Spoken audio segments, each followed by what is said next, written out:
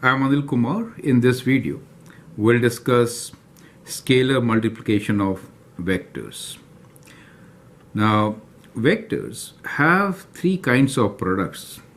One, which we'll discuss now, is called scalar multiple. Then we have two, which are called products. We call them dot product and cross product.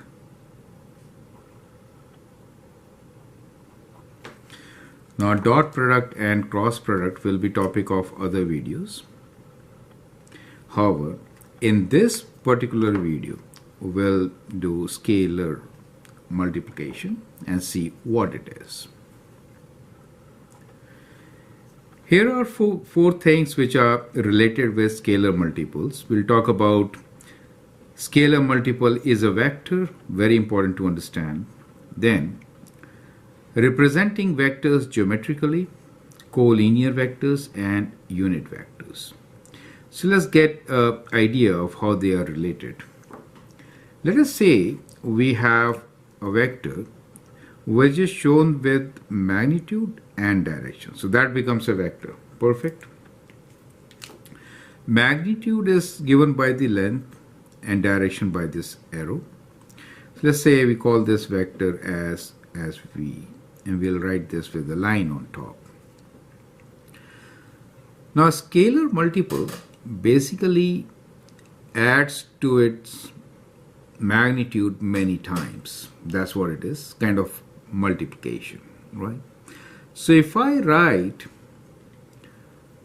let's say 2 times V, 2 times V, that means I'm not changing the direction, however, I am changing the magnitude, right? So the magnitude becomes twice. So it becomes kind of same thing but twice long.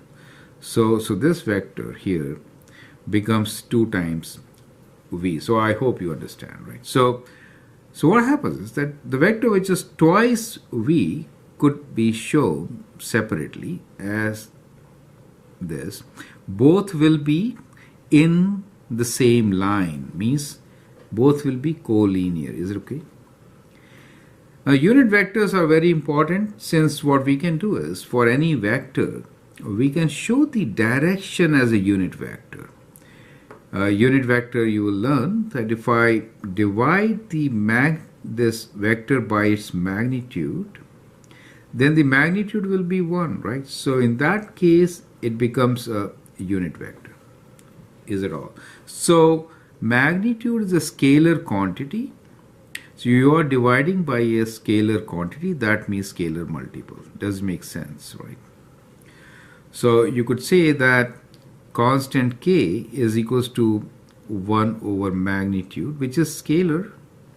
So it becomes a scalar multiple. Does it make sense, right? So if I say that this is my unit vector, basically that is equal to vector V divided by its magnitude. Perfect. That's what it is. So I hope you got an idea of all the 4 things. It's very simple, right? Now, based on these things, we have 5 questions here. The 5th one is a test question. I'll show you later. And these are the 4 questions. You can pause the video, copy these questions, solve them, and then look into my solution as we move along. So let's take these questions one by one and understand the concept of scalar multiple. That's the whole idea, right? So now you can copy question number 5 also. Perfect. So I hope the concept is clear. Let's move on and understand all these topics. Now let's try to understand what is scalar multiple, right? Now, as you know, scalar quantities have only magnitude. So if I say scalar, I mean only magnitude.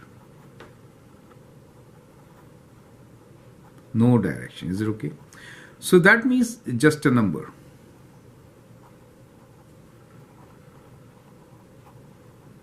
We'll call this number as a constant. Is that okay? And most of the time, we'll represent the scalar quantity by letter k. This is just a constant. Remember that, right? So scalar multiple means multiplying by a constant. So you can say it is multiplication by a constant.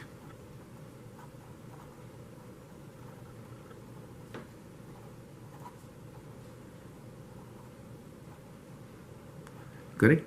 Now k could belong to any real number. So let me write like this. Perfect. So a constant which is a real number. That is what it is. Perfect. On the other hand, we know what vector is. Vector has both magnitude and direction.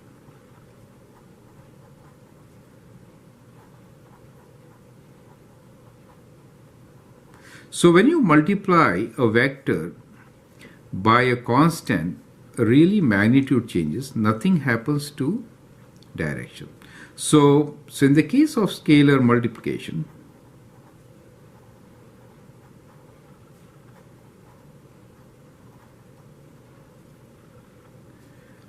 magnitude changes.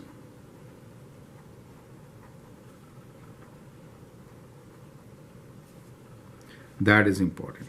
And what you get is a collinear vector. Perfect. So that is what happens in scalar multiplication. So it's kind of important to understand. Magnitude changes as a collinear vector. Now, I did not really write that nothing happens to direction. I said it, but I didn't write it. Okay. Reason is very simple. Let me show you now. Let us say we take a vector. Let's say this is my vector. Let me say vector v. Okay.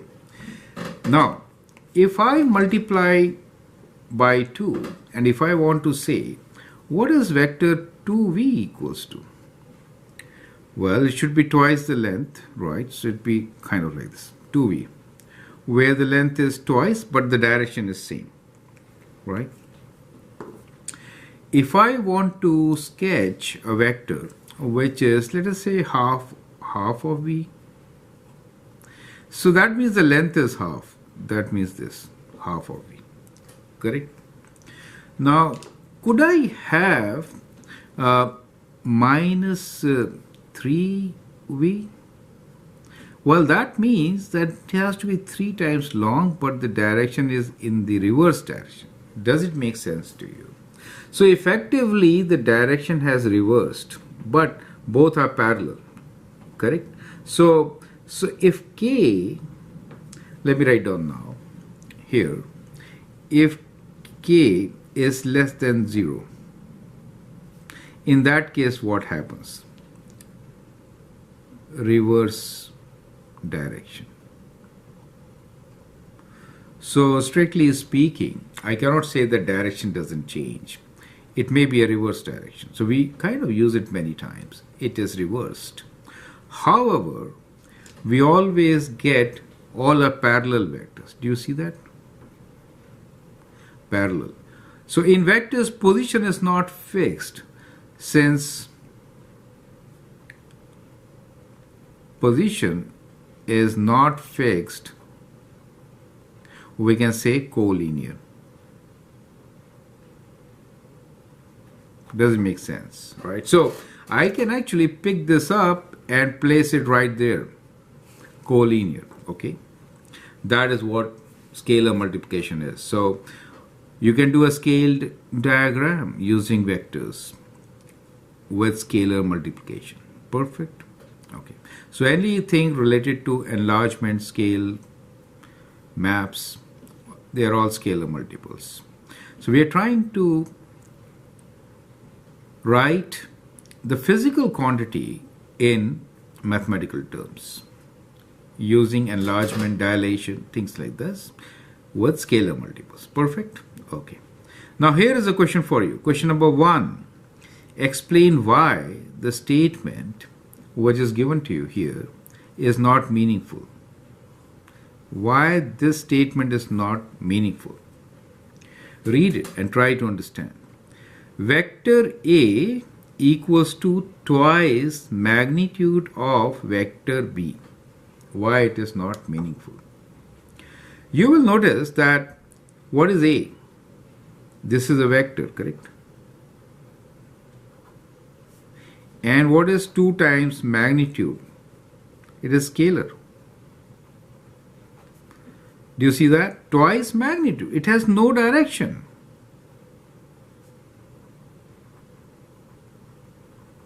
So can they be equal? So can they be equal? No. Doesn't make sense, right? So never, right? So one quantity is vector, the other one is scalar. Both cannot be same things, right? Speed cannot be same as velocity, since velocity will always have a direction which is lacking when we talk about speed. I hope that makes things clear. Perfect. So now let's move on to the second topic under vector multiplication. Now we'll take up question number 2 and understand the second subheading of 1.3 vectors scalar multiplication. We'll see how to represent vectors geometrically using scalar multiplication. Question number 2. Two cars start from the same point. If one of them heads on a bearing of 320 degrees at an average speed of 80 kilometers per hour and the other is heading in the direction of 50 degrees east of north at the average speed of 100 kilometers per hour, find the distance between them after 2 hours. So when I say after 2 hours, we have to multiply the speed magnitude by 2, right? Scalar multiple. So that's how we relate this. Okay. Now this is also a review of your sections 1.1 and 1.2 which you did earlier. So I'd like you to pause the video, answer this question, then look into my solution. So we have two cars which start at the same point. Let this be the point. One of them heads on a bearing of 320 degrees.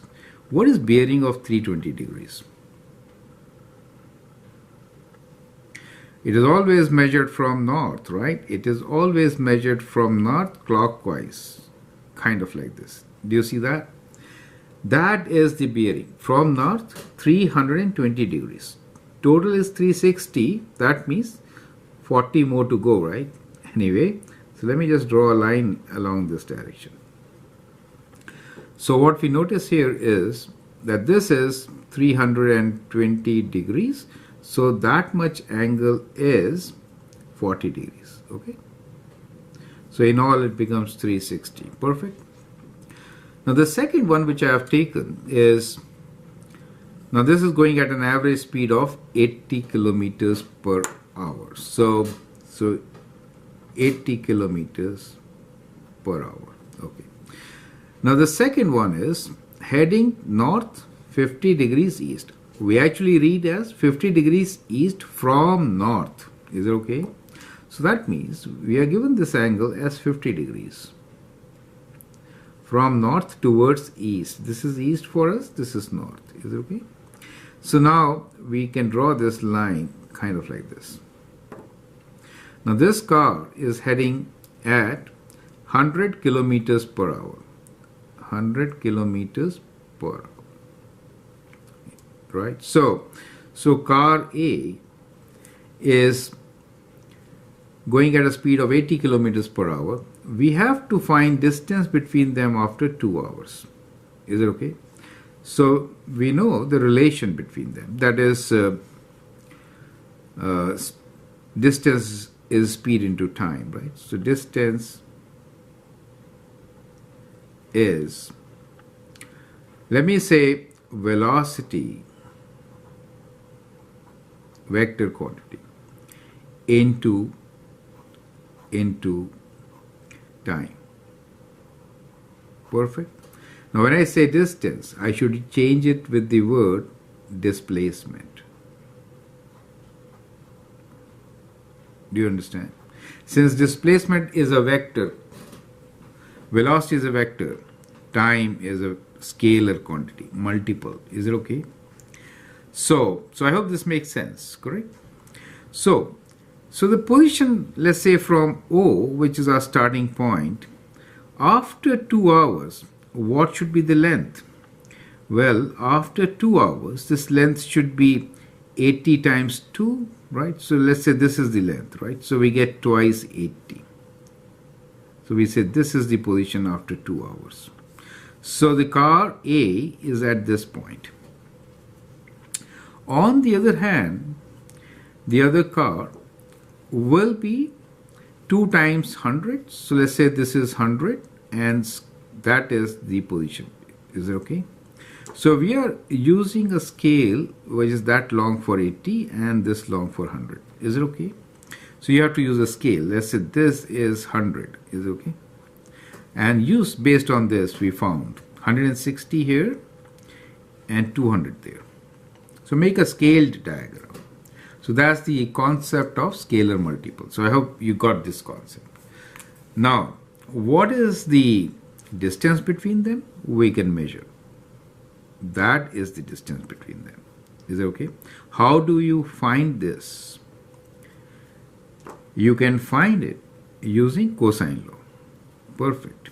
So what we note here is that point A we say from 0 to A is actually twice 80, right? And it is on the bearing of 320 degrees. OB is twice 100 in the bearing of 50 degrees, which you write 050. Is it okay? 50 degrees. So what is the angle between them? The angle between them is 40 plus 50 degrees, right? So we can use cosine law to find distance AB. So distance AB, the magnitude is square root of OA square plus OB square minus twice OA OB times cos of 40 plus 50. Correct? Well, this happens to be a 90-degree angle, which I didn't really notice earlier. But you could, it's important to use cosine law so that if the angles are not so, as given in this case, it was a simpler example, you could use Pythagorean theorem also, right? So here, let me write note. Can use Pythagorean theorem.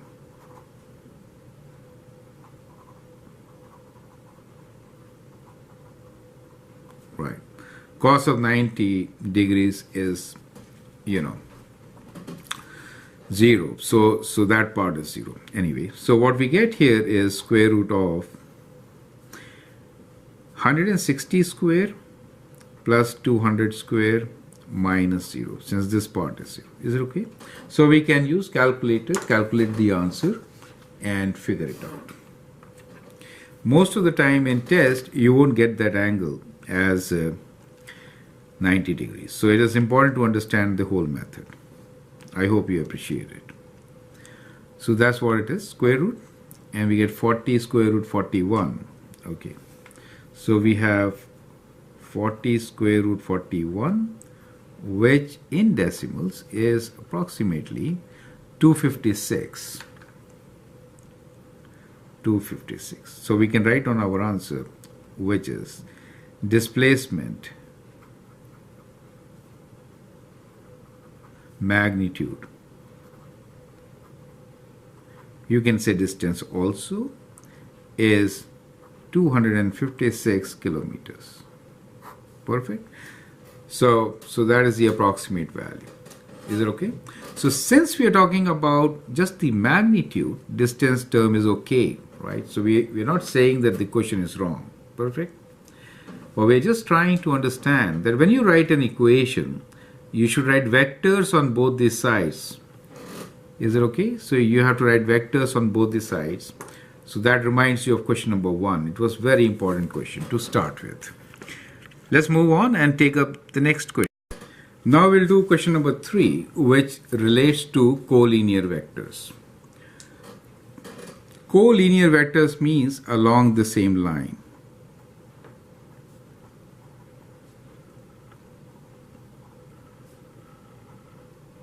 right? Collinear, along the same line, right? So read like this: collinear, along the same line. Question number 3 is, if A equals to 2 over 3 of B and vector A is half of vector C, find M and N such that MC equals to NB, MC plus NB equals to 0. That's the question for you. You can actually pause the video, answer the question, and then look into my suggestions. Now we are talking about vector A in both the cases. Do you see that? So let me just sketch vector A for once here. Let's say that's my vector A. Right? This is my vector A. I'm saying that A is 2/3 of B, so slightly smaller than B. So what I'm saying, when I say 2/3, it's a scalar multiple. 2 over 3 is a scalar quantity, a constant. And B, they can be equal only if their direction is also same, right? So B should be slightly longer. Yes, so this becomes 2/3. Does it make sense? So that is my B vector. Right, so now you can see A is 2/3 of B and both are parallel. Parallel means along the same line. That means collinear. Correct? So when you visualize it, it becomes simpler. Now let's talk about C. A is half of C. That means C is pretty long, right? So twice this. So longer than B and kind of like this. So that is C for us. You will notice that all three are parallel. Since vectors do not have a fixed position, you can move them one over the other, so they will be collinear. Perfect? Okay. So this part is clear. Whenever you have A related with constant times B and some other constant times C, all are along the same line. Now when that is the case, we could actually, now let's look into this equation, which is a scalar m times the vector C plus scalar n times vector B. Their combination is 0. So we are talking about combination of B and C to be 0. That means one of them has to be multiplied by a negative number and then you get 0. Is it okay? How do you get, I should write 0 vector here. Okay. So it has to be a 0 vector. So that is very important to understand. Yeah, so that's a correction basically. So that basically means that I could have a multiple of this. Since if I do minus, it will be only this much, right? So if I do negative of this, it will be only that much. So I have to multiply by a quantity which could increase it to this size. So scalar multiple. Do you get my point? Is it okay? Right. So let's find how to get this solution. So what we will do here is we'll replace B with in terms of A. We can write both of them in terms of A. So that's what we are going to do.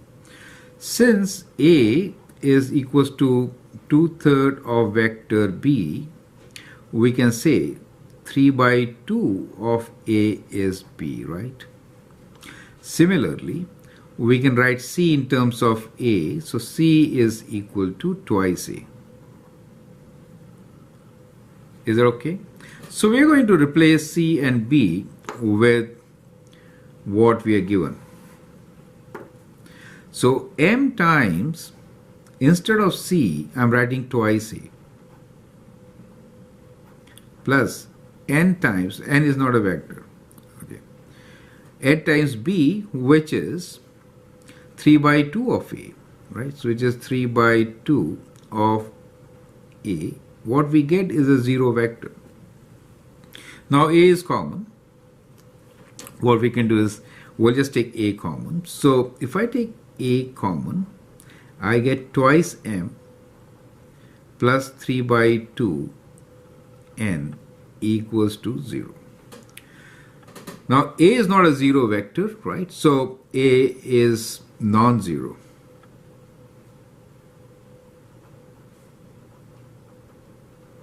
That means the term in this bracket should be 0. That means twice m plus 3 by 2 times n should be equal to 0, right? So if I take it to one side, I can write m in terms of n. So let me take this on the other side. So we get 3 over 2 of n equals to minus twice m, or n is equals to minus 2 times 2 over 3 of m. Correct? So that gives me 4 over 3 minus. Is it okay? So what we get here is a relation which says n is equal to negative 4 over 3 of m. Does make sense? So we get this particular solution. So since they are related like this, it's kind of many combinations, right? So we have infinite solutions. Got it? So what you can do now is give different values to m and find n. So if I say if m is equal to, let us take 3, then n will be equals to, if I write 3 here, then n will be 4 minus. Is it okay? If I write m as 6, for example, right, then n will be minus 8. Do you see that? If I want to write m as 1, I can do that also. In that case, n is minus 4 over 3. So there are many solutions, right? So likewise, I can give many solutions to this scenario. Any point on this line can work for us. Is it okay? So that is how we can actually understand this concept. So whenever two vectors are collinear, 2 or more, you'll always find scalar multiples making them 0. Right? You could always find, these are all scalar multiples which add to 0. Is it okay? So that is how we'll treat it. And that's a way to test whether the given vectors are collinear or not. So I hope that gives you a good idea. Let's move on and do question number 4 now.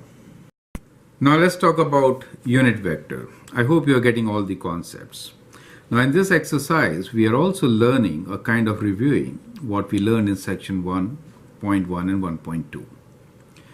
Unit vector means a vector with magnitude of 1. So that is what meaning of unit vector is. We are looking for a vector with magnitude of 1. That is unit vector. Question number 4. If a equals to 4 and b equals to 5 and the angle between them is 60 degrees, determine the unit vector in the same direction as a minus b, right? In the same direction as a minus b. So when I say in the same direction as a minus b, we need not calculate the direction, right? So that means need not find direction. It's kind of given in the question. Do you understand? But we have to make magnitude as 1. So we have to make magnitude of a minus b as 1. That is what the question is.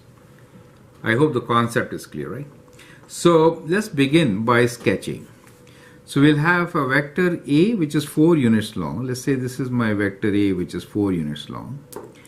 And at an angle of 60 degrees, we have another vector which is slightly longer. So let me make this at an angle of 60 degrees, vector B. So this is vector B for us, 5 units long. And we have just drawn A which is 4 units long. Now what is A minus B? You may sketch a parallelogram and figure it out, but here is the easy one. A minus B, that means you go here A and minus B. So you come from here, land up at A. This is vector A minus B, right? That is one of the easiest ways of sketching A minus B. So I hope you understand and appreciate it. So this is 60 degrees. So you can find the magnitude of A minus B using cosine law. Since we know this length here is 4 units in this side, right? 4 and 5 units in this side. So we can easily find magnitude of A minus B. Is it okay? Now some of you will be drawing a parallelogram which will be kind of like this. Minus B means you have to sketch a vector here, correct? This is minus B, and then what you're going to do is join this point from A. So both will be same, parallelogram, perfect. But we'll work with this triangle here. We'll work with this triangle. So I hope it is absolutely clear. Let me label this kind of, let's say this is O, this is A, this is B. So we are saying that B to A is the vector A minus B, and we are interested in finding the magnitude of BA. That is what we are interested in finding. And that could be done using cosine law. So you have to practice cosine law and sine law for vectors. So we can say this is equal to square root of 4 square plus 5 square minus 2 times 4 times 5 times cos of angle between them, which is 60 degrees. Right? So let's use calculator, figure this out.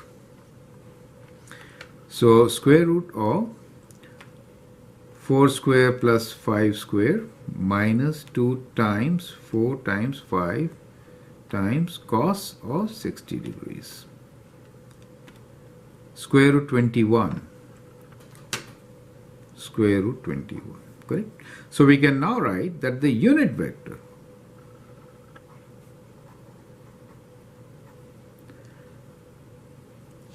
A minus B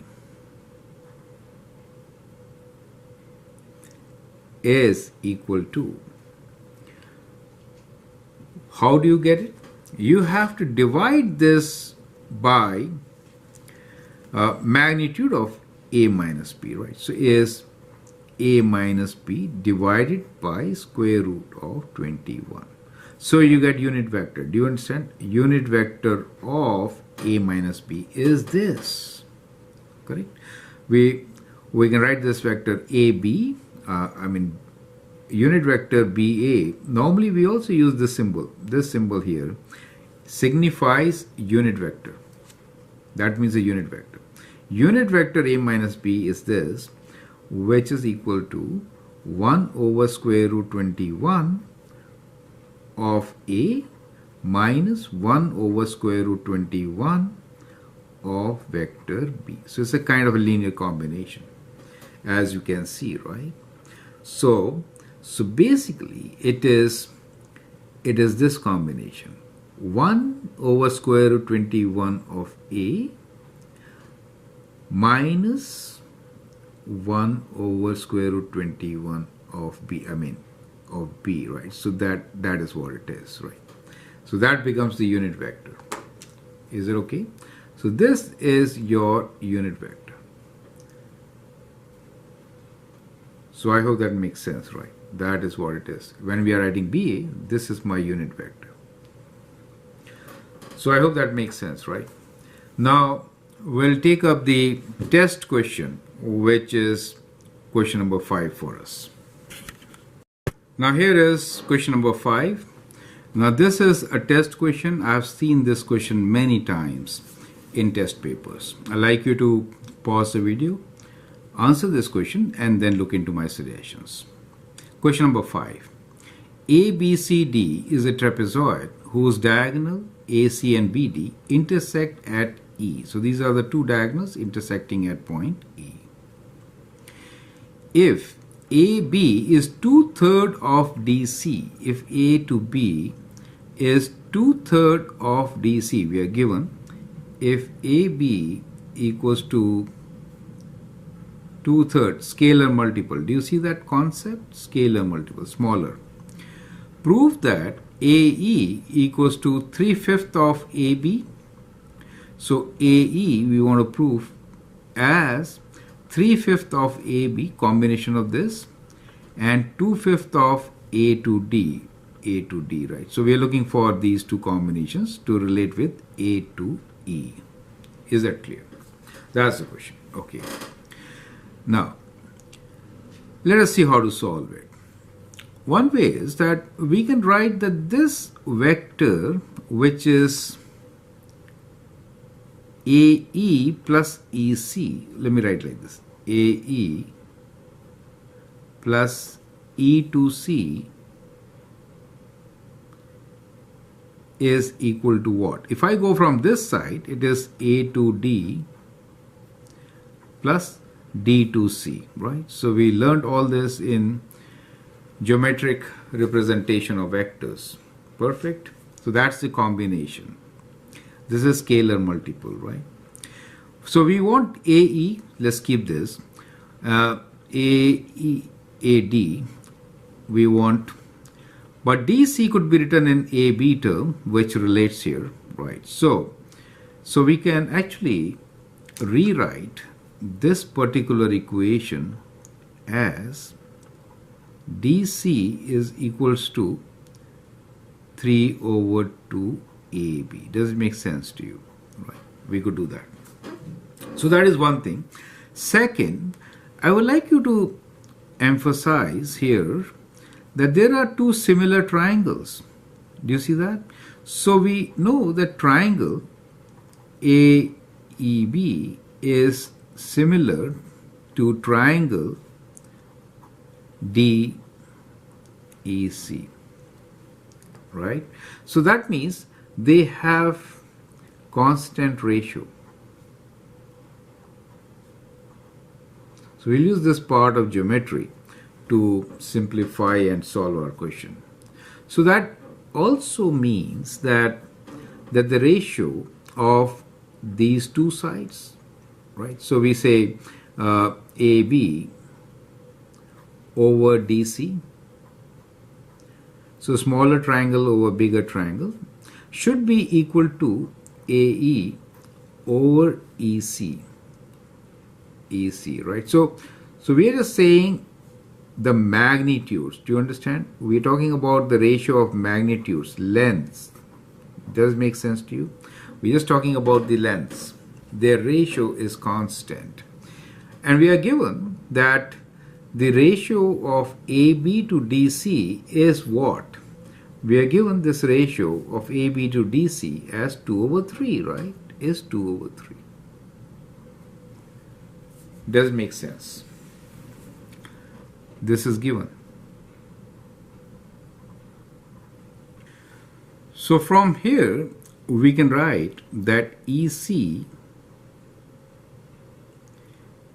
is equal to, so if I take EC on this side, then we get 3 over 2 of AE, right? Now I wrote this as a vector since their directions are same. So magnitude I wrote, and then AE and EC are in the same direction, so they become vectors. Is that clear? So from here, you clearly see, if I take EC this side, 3 over 2 AE, right? So we have related EC as AE. So in this equation, I'm retaining AE as such, since I need it, right? Since I need it. EC, I'm writing as 3 over 2 AE.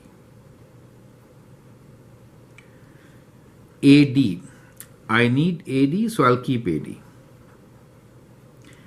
Plus DC, now DC I will replace by 3 by 2 AB. Correct? So now we have all the terms which we need to prove. So we'll combine. So we have AE common, 1 plus 3 over 2 equals to, let me rearrange, write AB first. So we have 3 over 2 AB plus AD. Now that 3 over 2 means take 2 as a common denominator. So we get 2 plus 3 over 2 equals to 3 over 2 AB plus AD, which is 5 over 2, right? So we have 5 over 2 AE equals to 3 over 2 AB plus AD. So AE is equals to what? So we'll multiply by 2 over 5. So we get 2 over 5 times 3 over 2 AB plus 2 over 5 times AD, right? So that gives you the result which we need, that AE equals to, let me push this a bit, 2 and 2 cancel, right? So it's 3 over 5 AB plus 2 over 5 AD, right? Since you see this 2 and 2 cancel, right? That is how we prove it.